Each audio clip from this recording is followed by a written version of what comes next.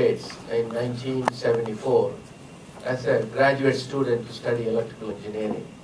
I never had the dream that I'll be getting into the political arena, let alone running for political office. But I saw the opportunity. In the mid-80s, we had a problem in Jersey City.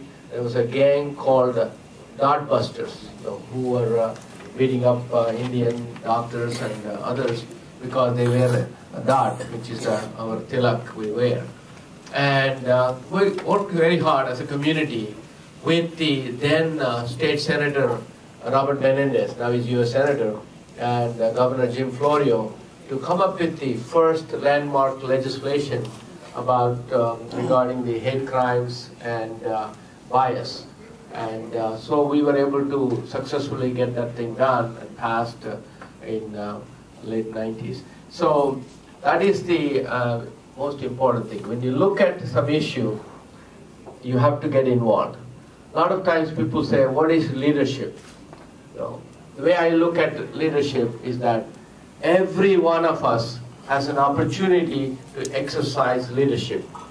Most of the times we choose not to do it, engage in it, because it is a lonely process. When you are a leader, when you look behind, nobody will be around. And we want to make sure you have to bring the people along with you.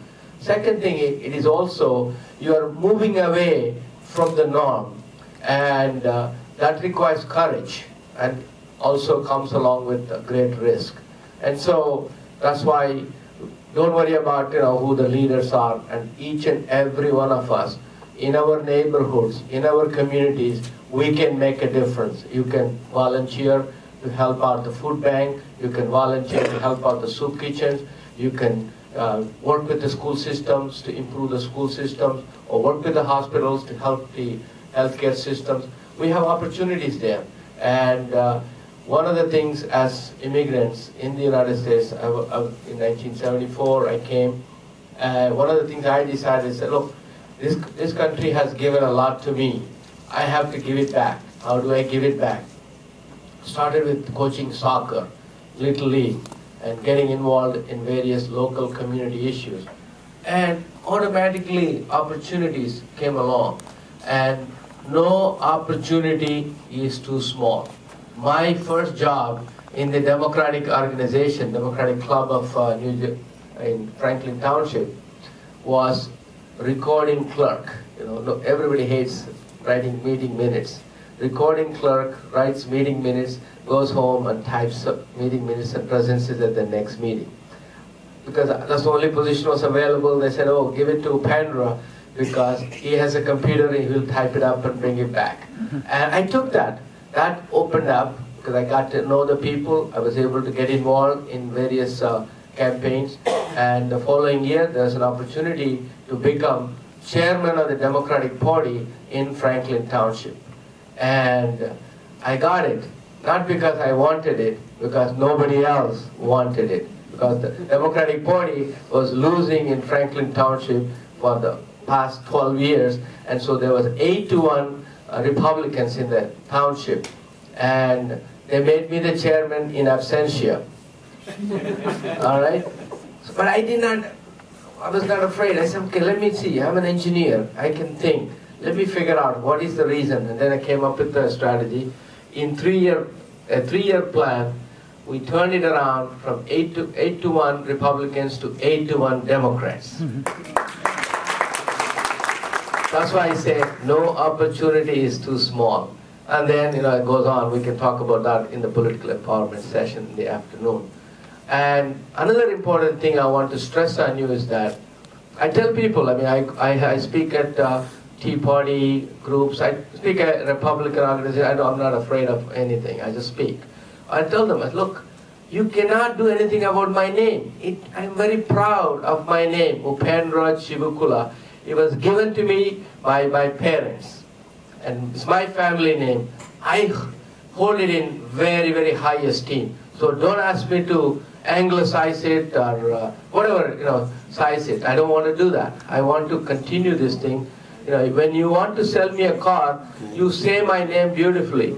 when I have to do something, you want me to anglicize it. I'm not doing it.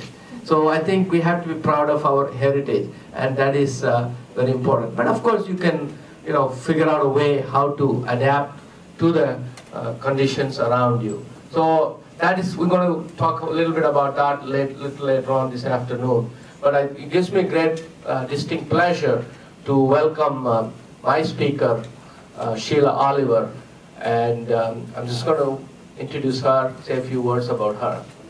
When Assemblywoman Sheila Oliver sat next to me in 2003, and for 2 years she was sitting next to me, and I knew she has tremendous potential, and she has a very kind heart. She gets very emotional. You listen to her, suddenly, I said, is she speaking or is she crying? Because she has so much of passion that she wants to show. She cares for the people that she represents. And sure enough, there was an opportunity. No opportunity is too small. And she got the opportunity to become the first African-American woman Speaker of New Jersey General Assembly.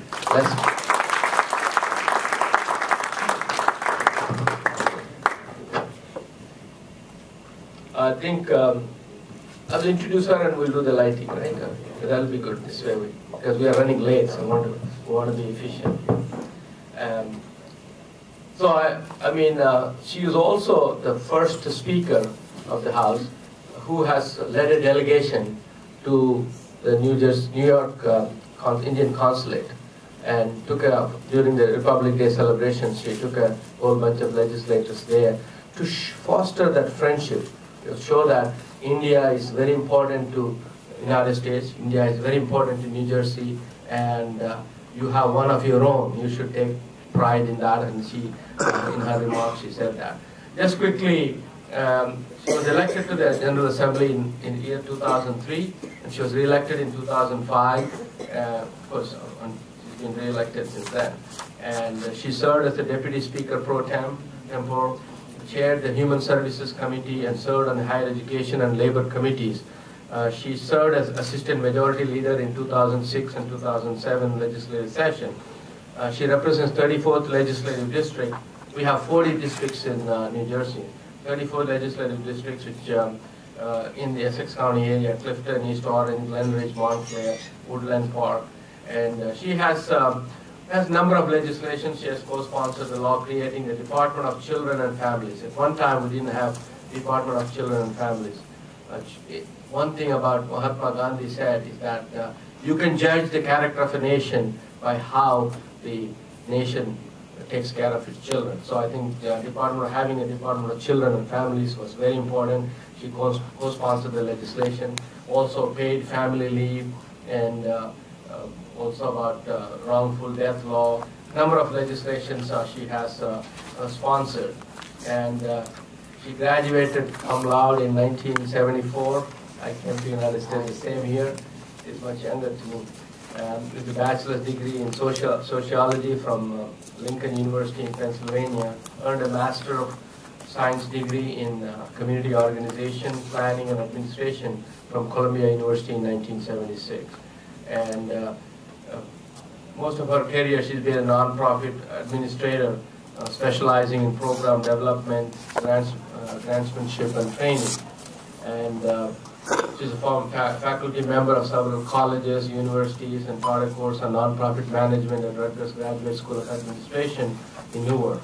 And she is currently an assistant Essex County administrator, and previously served as director of the Essex County Department of Citizen Services and Department of Economic Development, Training, and Employment. And she's also served as Essex County Board of Chosen Freeholders from 1996 to 1999, East Orange Board of Education from 1994 to 2000, and including as president from 1999 to 2000. It goes on and on. So the key here is that she's here. She wants to lend a hand in friendship in New Jersey, and she's going to be talking about some of the things that she knows about Indian community. She loves Indian food, she likes the Indian culture, and Madam Speaker, the representatives and the delegation is from all over the world. We have people from Australia, we have people from Trinidad, Tobago, and Canada, you name it, a number of countries. So it gives me great pleasure for me to introduce Assembly Speaker Sheila Oliver to light the lamp.